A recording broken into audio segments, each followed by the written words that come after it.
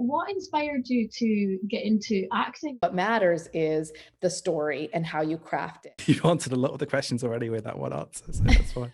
The other thing is like trying to find a story that resonates with you, that you will hope will resonate with other people, and making sure that it's a story that only you can tell. You know, and sometimes, you know, you could think of a good story and then it's like, well, am I really the person who should be telling that story? You know, there's also that factor of it.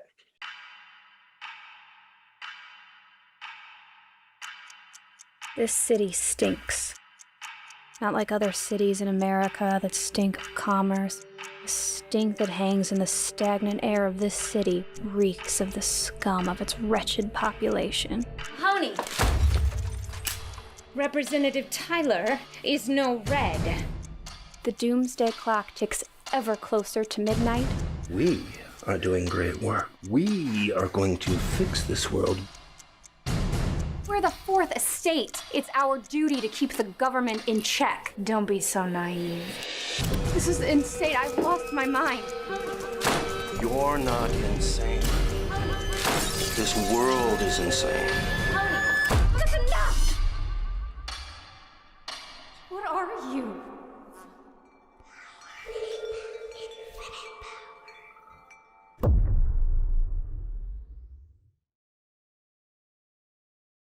Please subscribe to us on YouTube and follow us on your favourite podcasting platform. Thank you.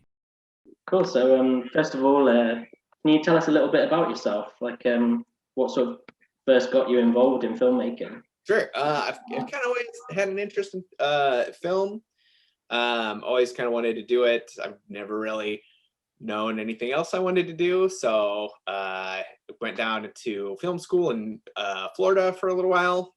Then just kind of got involved doing various freelance projects kind of here in Iowa, in the Midwest, where there's not a ton of film stuff going on. But yeah, just did whatever I could. I've really done everything from weddings to music videos to short films to feature films to broadcast news. I've done a funeral before. Like I've done pretty much every aspect of it, from either writing or directing or editing or sound department or camera department. Like I've pretty much just done everything. Wow.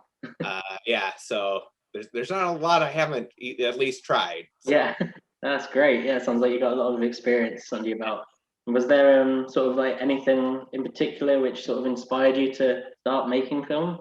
Typically remember being like a 4-year-old kid getting Who Framed Roger Rabbit on VHS. Yeah. And after the credits, there was like a behind the scenes making where they showed how you could prop, you know, how they would have props floating around the set and then animate in the cartoons later. And like that was my first moment of like, oh, people make movies. Like they don't just exist. Yeah. Like, it's something people can do. And like ever since then it was like, this is me. This is what I have to do. That's great. Yeah, classic film. Which in Who Framed Roger Rabbit is a noir, similar to our film. So yeah. I mean, there's noir roots like my whole life. So yeah, of course. So talking about your film, how would you describe The Last Minute Till Midnight? I would describe it as strange. It's unexpected. We try to have a lot of unexpected twists. It's a genre bender. A genre breaker, I've heard it described. It's something that has changed its themes over the course of post-production. So like we've been in post-production or wrapped up post-production relatively recently, but we shot it 4 years ago.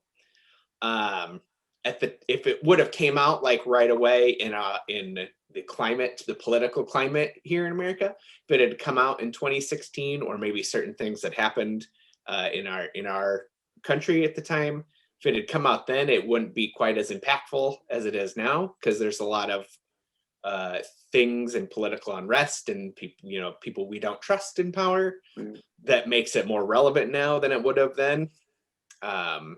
It's strange and bizarre that that's going to happen, but yeah, definitely. Yeah, it's got themes of like the slippery slope to fascism when people with good intentions have power and how that things can go too far. There's the the media's relationship with government.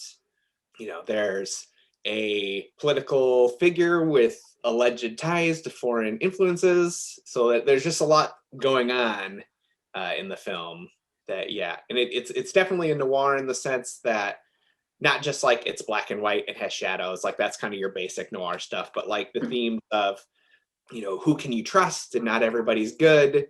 Like everybody is a little bit bad in this movie. Yeah. To you know, oppressing outside forces that, you know, will come down, mysteries that start small that get big and very a little convoluted, but that's kind of the norm for old film noirs, is like it's a little strange and you just kind of have to go with it. So yeah, it's a lot more dense, and it hits harder now than it would have 4 years ago. Yeah, definitely.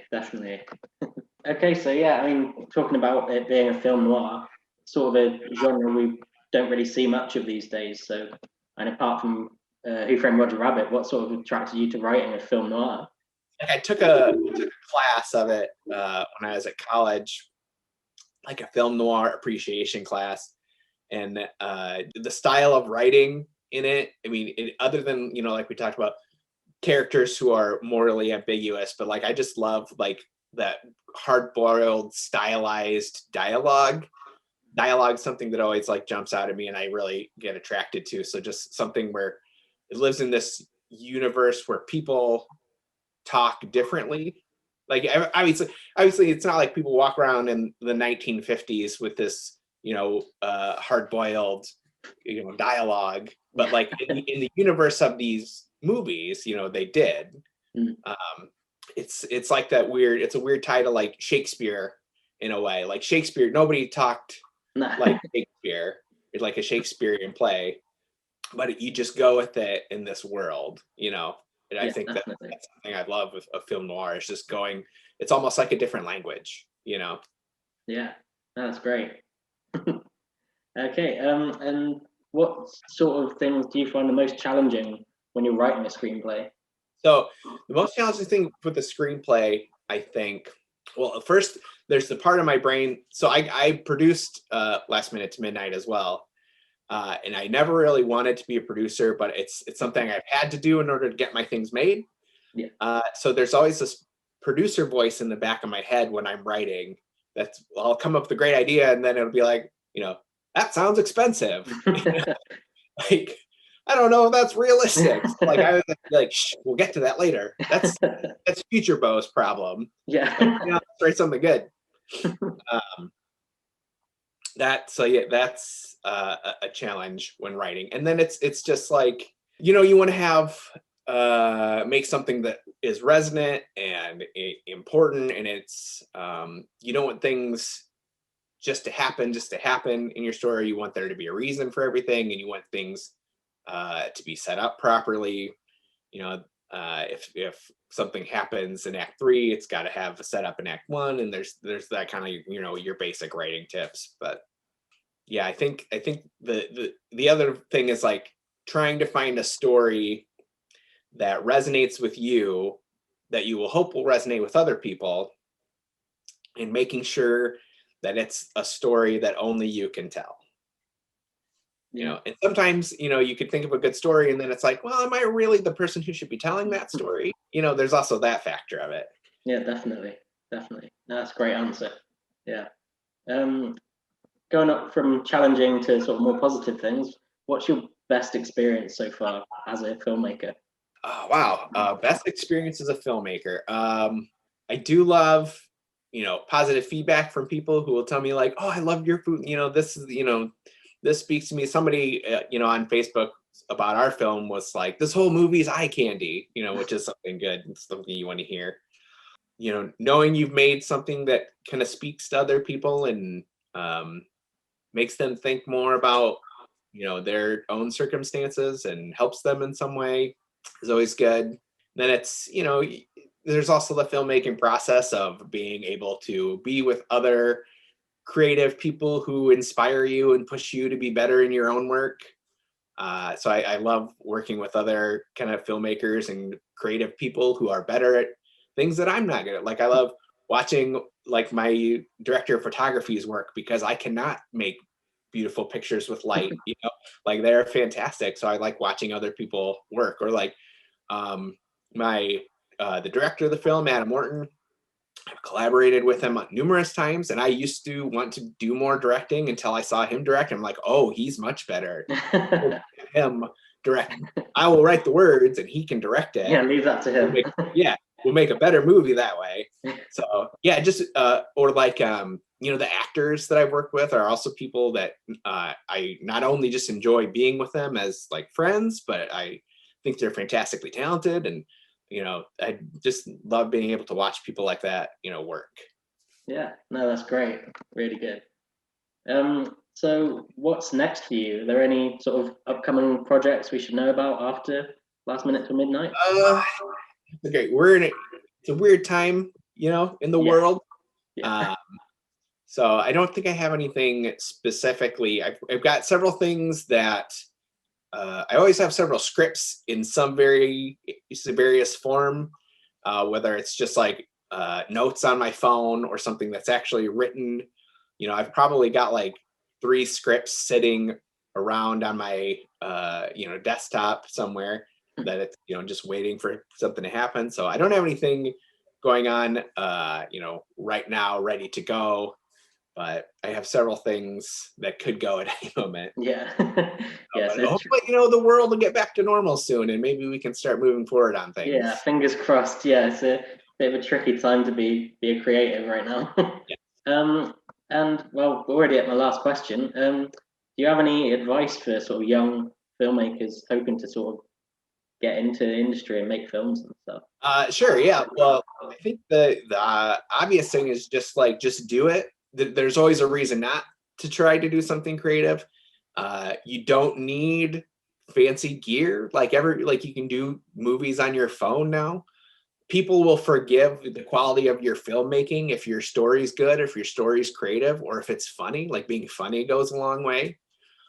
You don't have to be in Hollywood. Like, sure, if you maybe want to have it be more of a career, or have it be more fame, like Hollywood's where to go. But like, I make movies out of Iowa, then there's not a lot of, we make good products.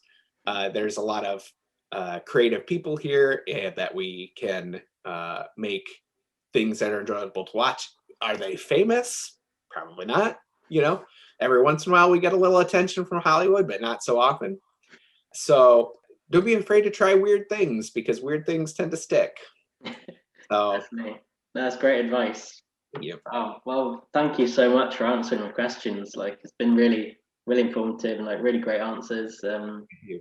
Yeah, there was one other thing which actually I didn't have planned to ask, but sort of felt I had to ask you. Have you had one of the first things I noticed when watching the film was it reminded me instantly just of Sin City. And have other people said that sort of?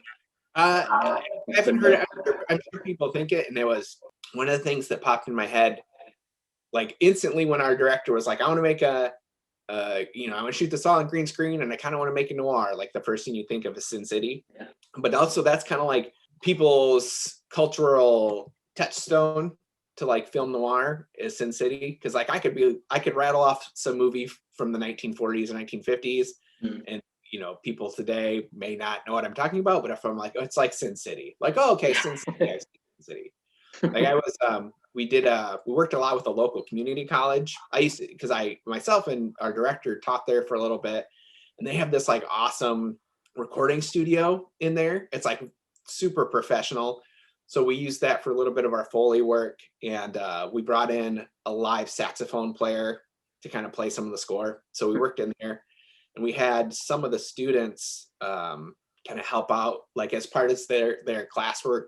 They would come in and help us with like mixing and learn how to set stuff up, And one of my students was like, "So what is a film noir? Like, can you name a couple?" And I'm like, "Yeah, I've seen Laura or Dark Corner or Double Indemnity or Touch of Evil." And he's like, "No, I haven't heard of any of those." Like, well, okay. So have you seen Sin City? Oh yeah, Sin City. Yeah.